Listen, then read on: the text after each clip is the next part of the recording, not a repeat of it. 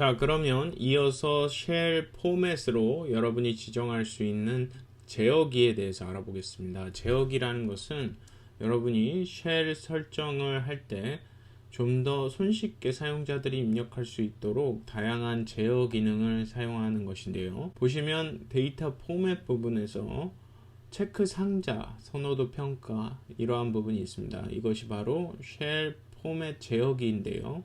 자, 이 상태에서 체크 상자를 먼저 눌러보죠.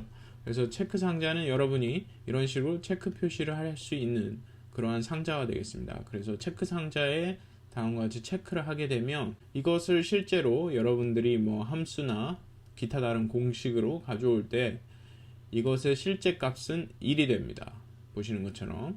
그래서 이것을 다시 체크 상자로 바꾸면 체크가 된 상태죠. 그럼 체크를 없애고 이 상태에서 다시 숫자로 바꾸면 0이라는 값이 됩니다. 그래서 체크가 됐을 때는 1, 체크가 되지 않았을 때는 0.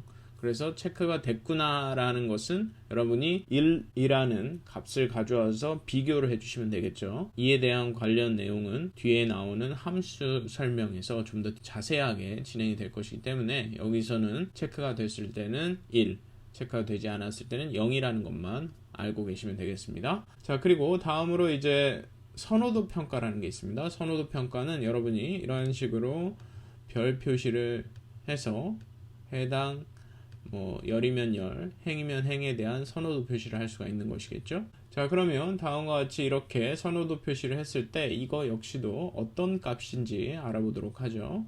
숫자를 선택을 하게 되면 3이라는 숫자가 나옵니다. 그래서 선호도 표시는 기본적으로 5까지 되는 것을 알 수가 있겠죠. 우리가 선호도 평가를 하면 5까지 되는 걸 알 수가 있습니다. 그럼 이것을 다시 한번 숫자로 변경해서 정말 5인지 확인을 해보죠. 예, 숫자가 5라는 것을 알 수가 있습니다. 자, 그러면 다음으로 이제 슬라이더를 알아보죠. 슬라이더 같은 경우는 이 슬라이더가 옆에서 이렇게 나와서 여러분이 마우스로 이렇게 끌어서 값을 지정할 수가 있는 것입니다. 자, 그러면 슬라이더의 어떤 단계적으로 변하는 정도도 여러분이 설정을 할 수가 있는데요. 우측에 보시면 최소값을 지정하실 수가 있고 최대값을 지정하실 수가 있습니다. 예를 들어서 저는 0부터 1000까지 이렇게 입력을 하고요. 그리고 증가를 100씩 증가하도록 해보겠습니다. 자, 그 다음에 이제 숫자로 할 것인지 통화로 할 것인지 저는 통화로 해보죠. 예, 그리고 1000단위 구분 표시도 집어넣어 주겠습니다.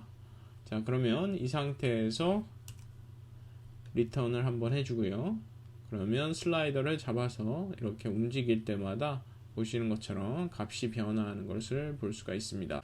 자, 그러면 다음으로 증감 화살표라는 것을 살펴보도록 하죠. 증감 화살표 역시도 앞에서 배웠던 것과 비슷합니다. 그래서 여러분이 슬라이더로 했던 것과는 달리 이번에는 이렇게 화살표를 눌러서 증감 표시를 할 수가 있는 것이죠.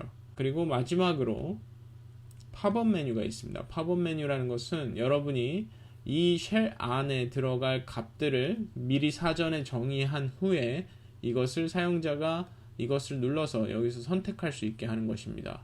자, 그러면 자, 여기서 사과, 포도, 딸기, 그리고 추가를 해보죠. 바나나, 복숭아, 이런 식으로 추가를 하고요.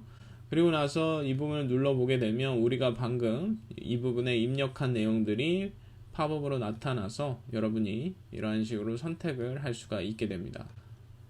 자, 그리고 이제 여기 우측에 보시면 첫 번째 항목으로 시작이라고 되어 있는데요. 첫 번째 항목이 무엇입니까? 사과이죠. 그래서 이 부분을 클릭했을 때 사과가 제일 처음에 나타나게 되는 것입니다. 자, 그러면 이 부분을 눌러서 빈칸으로 시작을 누르게 되면 보시는 것처럼 다음과 같이 없음이라는 새로운 값이 생긴 걸 알 수가 있죠. 여러분이 여기 지정된 값 중에 사용자가 선택할 게 없을 경우 없음이라는 값을 선택할 수 있게 할 수가 있는 것입니다. 자, 그래서 이상으로 우리가 쉘 포맷에 데이터 포맷으로 어떠한 것들을 집어넣을 수 있고 그리고 사용자들이 좀 더 쉽게 입력을 할 수 있도록 쉘 제어기라는 것을 사용하는 방법들에 대해서 배워봤습니다.